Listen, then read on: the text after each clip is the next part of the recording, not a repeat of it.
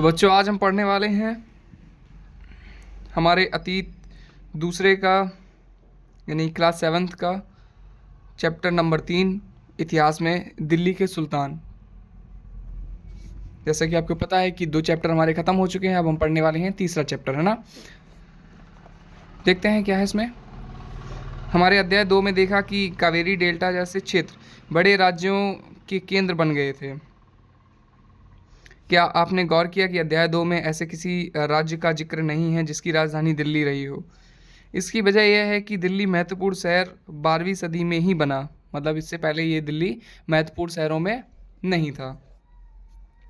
तालिका 1 में देखते हैं क्या।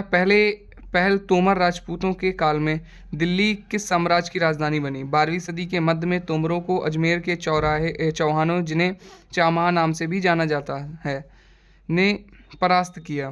तोमरों और चौहानों के राज्यकाल में ही दिल्ली वाणिज्य का एक महत्वपूर्ण केंद्र बन गया। इस शहर में बहुत सारे समृद्धिशाली जैन व्यापारी रहे थे जिन्होंने अनेक मंदिरों का निर्माण करवाया। यहाँ देहलीवाल कहे जाने वाले सिक्के भी ढाले जाते थे। कौन? देहलीवाल,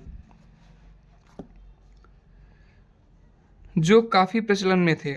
13वीं सदी के आरंभ में दिल्ली सल्तनत की स्थापना हुई और इसके साथ दिल्ली एक ऐसी राजधानी में बदल गई जिसका नियंत्रण इस उपमहाद्वीप के बहुत बड़े क्षेत्र पर फैला था। तालिका 1 पर, जो कि अभी तालिका 1 इधर है, आपको दिखाएंगे, है ना।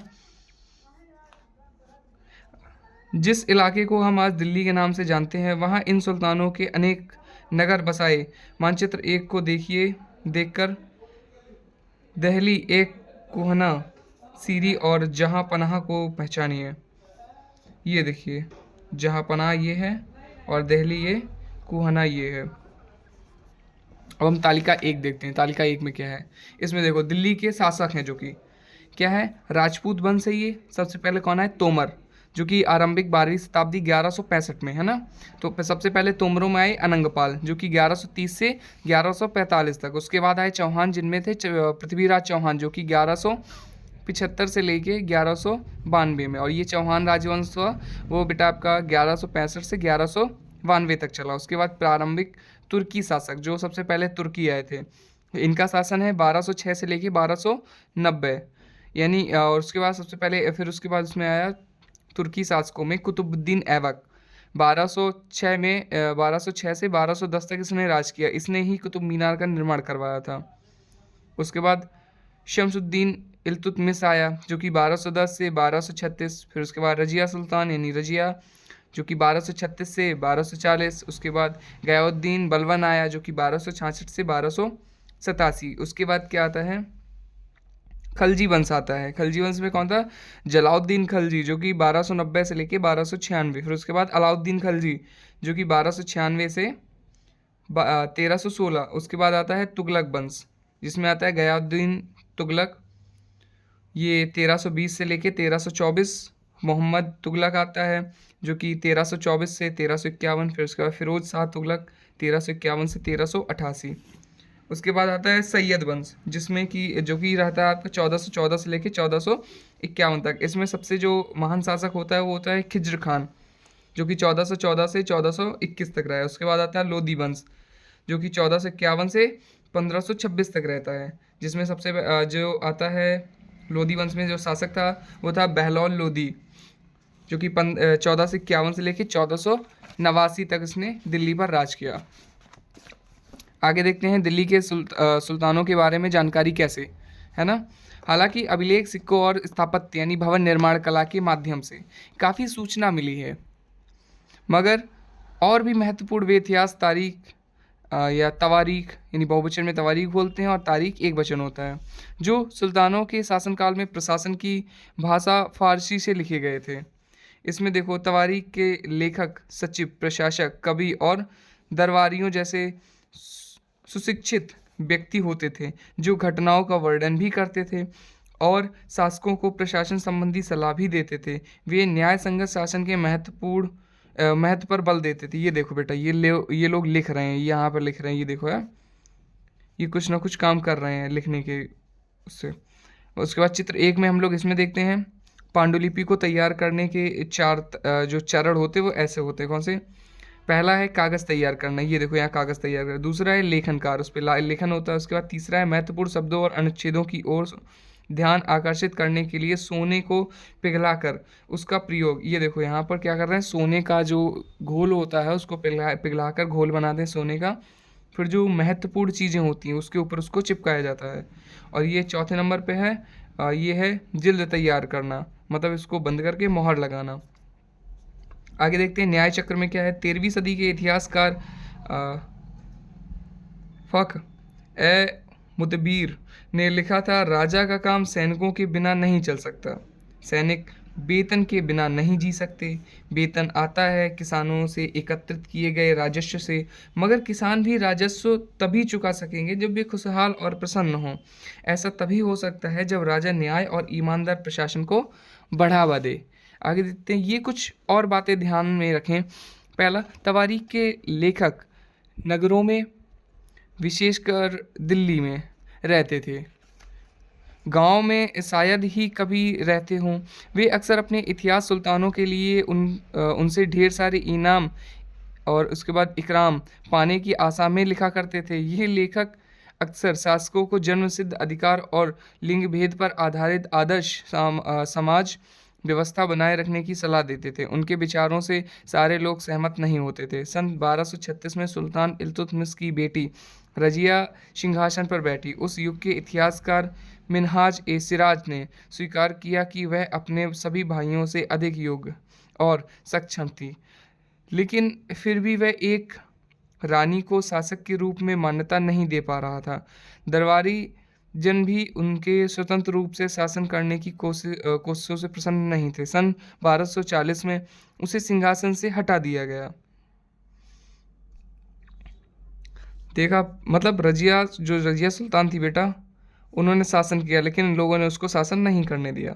देखते हैं रजिया के बारे में मिन्हाज ए सिराज के विचार क्या उन्होंने लिखा है। मिन्हाज ए सिराज का सोचना था कि ईश्वर ने जो आदर्श समाज व्यवस्था बनाई है उसके अनुसार स्त्रियों को पुरुषों के अधीन होना चाहिए और रानी का शासन इस व्यवस्था के विरुद्ध जाता है। इसीलिए वह पूछता है, खुदा की रचना के खाते में उसका ब्यौरा चूंकि मर्दों की सूची में नहीं आता, इसीलिए इतनी शानदार खूबियों से भी उसे आखिर हासिल क्या हुआ।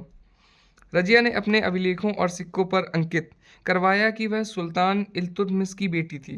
आधुनिक आंध्र प्रदेश के वारंगल क्षेत्र में किसी समय काकतीय वंश का राज्य था। उस वंश की रानी रुद्रम्मा देवी, जो कि 1262 से 1289 तक इन्होंने राज रहा इनका, के व्यवहार से रजिया का व्यवहार बिल्कुल विपरीत था। रुद्रम्मा देवी ने अपने अभिलेखों में अपना नाम पुरुषों जैसा लिखवाकर अपने पुरुष होने का भ्रम पैदा किया था। एक और महिला शासक थी कश्मीर की रानी दिदिद्दा, जो कि 980 से 1003 तक इन्होंने शासन किया था। उनका नाम दीदी यानी बड़ी बहन से निकलता है। जाहिर है प्रजा ने अपनी प्रिय रानी को यह स्नेह भरा संबोधन दिया। अब जन्म सिद्ध अधिकार क्या होता देखते हैं। जन्म के आधार पर विशेषाधिकार का दावा। उदाहरण के लिए लोग मानते हैं कि कुलीन व्यक्तियों को कुछ खास परिवारों में जन्म लेने के कारण शासन करने का अधिकार विरासत में मिलता है। लिंग भेद क्या होता है। स्त्रियों तथा पुरुषों के बीच सामाजिक तथा शरीर रचना संबंधी अंतर। आमतौर पर यह तर्क दिया जाता है कि ऐसे अंतर के कारण पुरुष जो है स्त्रियों की तुलना में श्रेष्ठ होते हैं। जो भी है आगे देखते हैं। क्या दिल्ली सल्तनत का विस्तार गैरिसन शहर से साम्राज्य तक। 13वीं शताब्दी के आरंभिक वर्षों में दिल्ली के सुल्तानों का शासन गैरिसनों यानी राक्षस सैनिकों की टुकड़ियों के निवास के लिए बने मजबूत किलेबंद शहरों से परे शायद ही कभी फैला हो।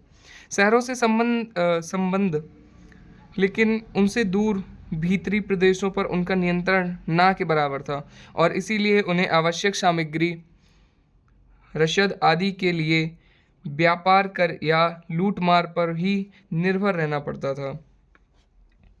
दिल्ली से सुदूर बंगाल और सिंध के गैरिसन शहरों का नियंत्रण बहुत ही कठिन था। बगावत युद्ध, यहाँ तक कि खराब मौसम से भी उनसे संपर्क के नाजुक सूत्र छिन्न भिन्न हो जाते थे। शासन को अफगानिस्तान से आने वाले हमलावरों और उन सूबेदारों से बराबर चुनौती मिलती रहती थी, जो जरा भी कमजोरी का आभास मिलते ही विद्रोह का झंडा खड़ा कर देते थे। इन चुनौतियों के चलते सल्तनत बड़ी मुश्किल से किसी तरह अपने आप को बचाए हुए थी। इसका संस्थापक गयासुद्दीन बलबन के शासनकाल में हुआ और इसका विस्तार अलाउद्दीन खिलजी और मोहम्मद तुगलक के राजकाल में हुआ। सल्तनत की भीतरी सीमाओं से में जो अभियान चले, उनका लक्ष्य गैरिसन शहरों की पृष्ठभूमि में स्थित भीतरी क्षेत्रों की स्थिति को मजबूत करना। इन अभियानों के दौरान गंगा यमुना के दोआब से जंगलों को साफ कर दिया गया और शिकारी संग्राहकों तथा चरवाहों को उनके पर्यावास खदेड़ दिया गया। वह जमीन किसानों को दे दी गई और कृषि कार्य को प्रोत्साहन दिया गया। व्यापार मार्गों की सुरक्षा और क्षेत्रीय व्यापार की उन्नति की खातिर नए किले, गैरिसन शहर और शहर बसाए गए। दूसरा विस्तार सल्तनत की बाहरी सीमा पर हुआ। अलाउद्दीन खिलजी के शासनकाल में दक्षिण भारत को लक्ष्य करके सैनिक अभियान शुरू हुए, जो कि आपके मानचित्र 3 में है। ये है आपका मानचित्र 3 और ये है मानचित्र 2।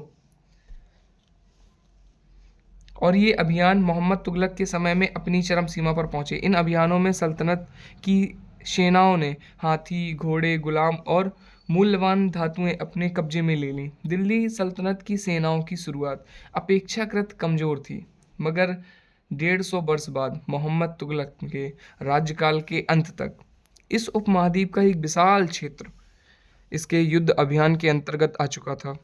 इसने शत्रुओं की सेनाओं को परास्त किया और शहरों पर कब्जा किया। इसके सूबेदार और प्रशासक मुकदमों में फैसले सुनाते थे और साथ ही किसानों से कर वसूल करते थे। लेकिन इतने विशाल क्षेत्र पर इनका नियंत्रण किस सीमा तक और कितना प्रभावी था, क्या आप जान सकते हैं?